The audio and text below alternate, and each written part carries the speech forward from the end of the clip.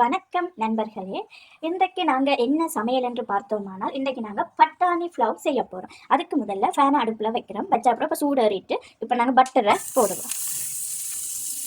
Butter உருகிட்டு வந்துட்டு இப்போ நாங்கள் அதுக்கு பட்டை, கிராம்பு, பிரியாணியில் நட்சத்திரப்பூ, ஏலக்காய் வளர்த்து சேர்ப்போம்.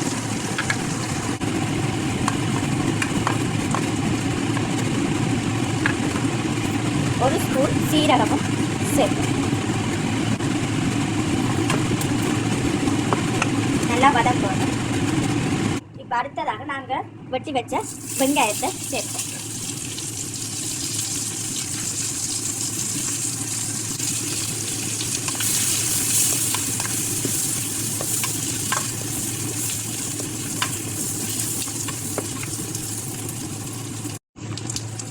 பச்சை மிளகாய் சேர்ப்போம்.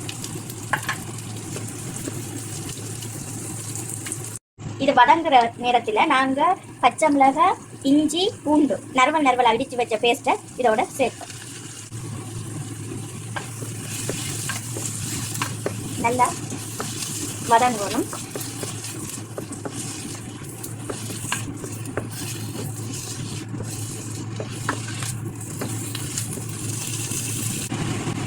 நாங்கள் போட்ட எல்லாம் வதங்குறதுக்கு நாங்கள் உப்பு சேர்ப்போம். எல்லாத்தையும் நல்லா மிக்ஸ் பண்ணி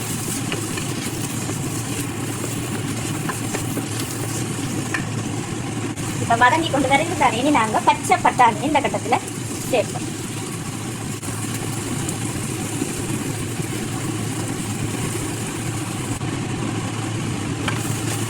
பச்சை பட்டாணியும் வேகணும்.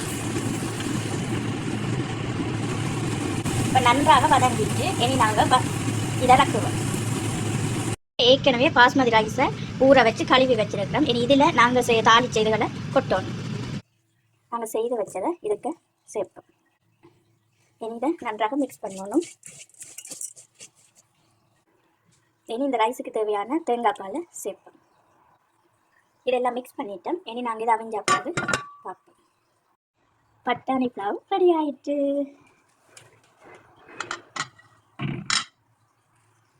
இங்கே பாருங்க எவ்வளோ அழகாக வந்திருக்கு.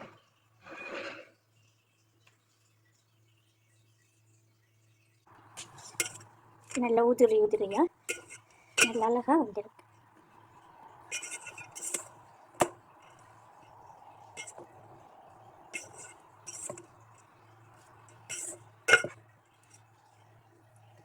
பார்த்தீங்களா?